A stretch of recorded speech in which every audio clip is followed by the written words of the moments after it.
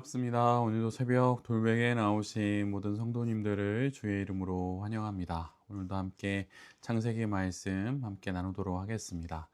오늘 우리에게 주시는 하나님의 말씀은 창세기 35장 27절로 28절까지의 말씀입니다. 야곱이 기럇 아드바 근처 마므레로 가서 자기 아버지 이삭에게 이르렀다. 기럇 아르바는 아브라함과 이삭이 살던 헤브론이다. 이삭의 나이는 180살이었다. 아멘. 오늘은 창세기 35장의 말씀을 갖고 약속을 믿고 완주하라.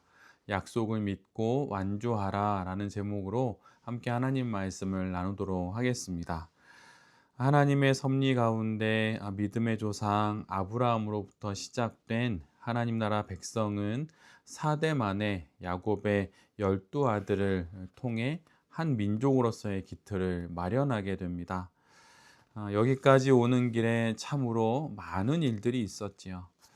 아브라함은 고향과 친척과 아비의 집을 떠났고 아내인 사라를 누이라고 속여야만 했습니다. 그의 아들 이삭은 백세의 아버지 아브라함에게서 태어났고 그는 아버지의 손에 의해서 제물로 바쳐질 뻔했습니다. 이삭은 우여곡절 끝에 아내 리브가를 얻게 되었고 쌍둥이 아들인 에서와 야곱의 끝나지 않는 경쟁을 마주해야만 했습니다. 그리고 야곱에게 속아 그를 축복했고 또 이에 분노하는 그 에서의 그 분노를 마주해야만 했습니다. 야곱은 어떠한가요? 그는 수단과 방법을 가리지 않고 자신이 원하는 것을 모두 빼앗았습니다. 그래야만 직성이 풀리는 그런 인생이었지요. 형을 속였고 아버지까지 속였습니다. 형을 피해 삼촌 라반의 집으로 도망쳤고 그곳에서 자기보다 더 용이 주도한 인물인 라반에 의해 20년 동안 10번이나 계약의 조건이 바뀌는 그런 일을 경험하게 됩니다.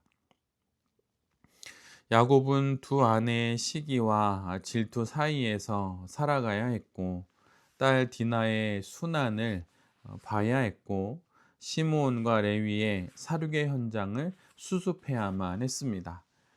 그리고 맏아들 루벤의 범죄를 마주해야만 했습니다. 두려움과 그리고 공포 속에서 고향으로 돌아가는 길엔 형을 만나야만 했고 또 그 길에 천사와 씨름하여서 엉덩이 뼈가 부러져서 남은 평생을 장애를 안고 살아가야만 했습니다.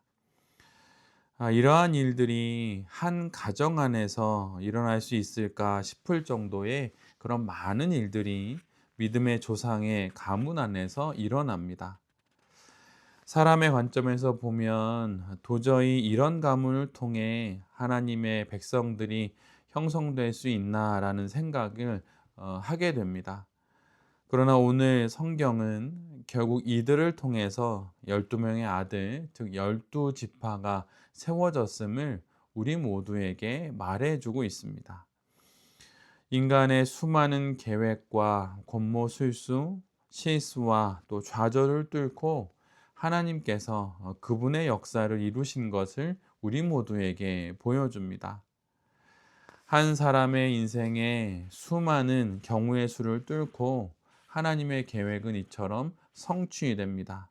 하나님께서 하신 그분의 약속은 완성이 됩니다. 인간의 숱한 실패와 상실 속에서도 하나님의 섭리는 상실되거나 훼손되지를 않습니다.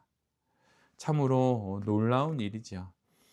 하나님의 섭리는 아브라함과 이삭과 야곱의 그 험난한 시대뿐만 아니라 12아들의 시대로 이어지고 또한 지금 우리들에게도 이어집니다.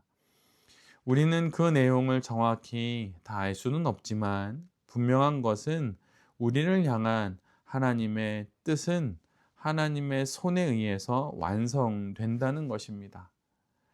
이 사실이 우리의 생각과 우리의 경험과 우리의 마음과 우리의 선택보다 더 크고 더 더 중요합니다.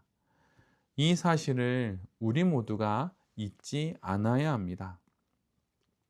그러기에 반드시 성취될 하나님의 약속을 믿고 인생을 완주해야 합니다. 포기하지 않고 지레짐작으로 안 될 것이라고 말하지 않고 끝까지 완주해야 합니다. 그것이 우리가 할 수 있는 유일한 일입니다. 우리 각자의 삶을 두고 펼쳐질 하나님의 그 약속을 믿고 끝까지 이 인생을 완주하는 우리 모두가 되기를 간절히 기도합니다. 힘들고 어려운 일, 실패와 실수, 여러 낭패들을 경험할 수 있지만 그 모든 것을 뚫고서 하나님은 그분의 약속, 그분의 계획, 그분의 섭리를 우리의 인생 가운데 이루십니다. 이 사실을 잘 기억하는 우리 모두가 되어야 할 것입니다. 오늘 본문의 후반부를 보면 언약의 후사인 이삭의 시대가 저물고 야곱과 또 에서의 시대가 시작됨을 말씀합니다. 그런데 야곱보다 에서의 계보가 먼저 소개됩니다. 이렇게 소개된 에서의 계보는 오늘 본문과 또 내일의 본문으로 마무리가 됩니다. 그리고 그 이후부터는 야곱으로부터 시작되어 요셉으로 이르는 그 하나님의 백성의 계보가 창세기의 마지막 장까지 이어집니다. 창세기를 읽어보면 창세기 안에는 여러 민족의 기원이 언급됩니다. 그러나 비록 창세기가 여러 민족을 다루고 있지만 그 초점은 단 하나, 믿음의 조상입니다. 그 믿음의 백성들의 계보를 가장 중심에 놓고 그것을 우리 모두에게 보여준다고 하는 것이지요. 아브라함의 두 아들인 이삭과 이스마엘 중에서도 먼저 번영한 것은 이스마엘이었습니다. 그리고 야곱과 에서의 관계에서도 에서가 중심이 된 에돔이 국가적인 형태를 먼저 갖추게 됩니다. 즉 조건과 상황들로 보면 믿음의 조상들이 중심일 수가 없다는 것이죠. 그러나 성경은 명확하게 믿음의 중심은 몸과 미흡해 보이는 이삭과 야곱과 같은 인물들임을 우리 모두에게 보여줍니다. 눈에 보이는 번영과 뛰어나 보이는 조건으로 하나님 나라의 백성이 되는 것이 아니라 오직 하나님의 그 약속과 섭리로 되어짐을 우리 모두에게 말씀해 주시는 것입니다. 하나님 언약의 계승은 오직 하나님의 선하신 뜻에 의해서 이루어집니다. 그리고 그 선하신 뜻을 내 삶의 기준으로 받아들이는 자들이 하나님의 백성이 됩니다. 오늘 본문을 보면 결국 에서와 야곱은 서로 갈라져서 살아갑니다. 이는 아브라함과 조카 롯이 갈라지게 되는 모습과 많이 닮아 있습니다. 아브라함과 헤어진 롯은 결국 어떻게 됩니까? 그는 눈에 보아서 가축을 기르기에 정말 좋은 조건인 소돔을 선택합니다. 에서의 경우도 마찬가지입니다. 그는 스스로 세일을 선택합니다. 롯과 에서의 모습은 스스로의 선택으로 하나님의 약속의 경계선을 넘어 그 밖으로 나아가는 인생을 우리 모두에게 보여줍니다. 그러나 우리는 이들과 달리 하나님 약속의 경계선 안에 머무는 선택을 해야 합니다. 롯은 번영을 쫓다가 아브라함을 떠납니다. 에서 역시 창세기 36장 7절의 말씀처럼 재산이 너무 많아서 결국 야곱과 헤어지게 됩니다. 이는 우리에게 무엇을 말씀하시는 것입니까? 그것은 하나님보다 번영을 쫓은 인생들임을, 그들이 그래서 결국 그들이 하나님의 언약의 경계선을 넘고 눈으로 보기에 좋은 것을 선택함으로 하나님을 떠나게 되었음을 우리 모두에게 보여주는 것입니다. 그러기에 눈앞에 번영을 쫓지 말고 하나님이 어디에 계신지 그분이 또한 정해놓으신 경계선이 어디인지를 확인하면서 그 안에 머무는 선택을 우리 모두가 해야 하는 것입니다. 하나님의 경계선을 넘어서지 않는 것이 믿음의 후손이 인생을 살아가는 방식입니다. 신앙의 깊은 안목으로 하나님이 더 잘 보이는 곳, 또 하나님의 뜻이 더 명확하게 보이는 곳에 머무는 우리 모두가 될 수 있기를 간절히 바랍니다. 하나님께서 우리에게 하신 그분의 약속은 반드시 성취됩니다. 그 약속을 믿고 우리의 인생을 끝까지 완주하는 우리 모두가 되어야 할 것입니다.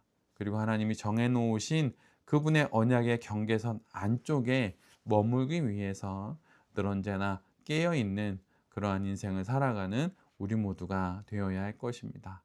새벽 돌베개의 모든 성도님들이 그런 인생을 살아갈 수 있게 되기를 간절히 기도드립니다. 아멘. 함께 기도하겠습니다. 주님, 하나님이 해주신 약속을 믿습니다. 그 약속은 반드시 성취될 것입니다. 그러기에 그 약속을 믿고 그 약속을 성취하기 위해 끝까지 완주하기를 소원합니다. 시련과 어려움 앞에 서게 되더라도 포기하지 않고 우리의 신앙 인생을 완주하겠습니다. 주님, 인도하여 주시옵소서. 주님, 하나님이 그어 놓으신 언약의 경계선 안에 머물러 믿음의 후손으로 살겠습니다. 번영을 쫓지 않고 하나님의 뜻이 더욱 명확하게 보이는 삶의 자리를 선택하고 그곳에서 살아가는 우리 모두가 되게 하여 주시옵소서. 이 모든 말씀 예수 그리스도의 이름으로 기도드립니다. 아멘.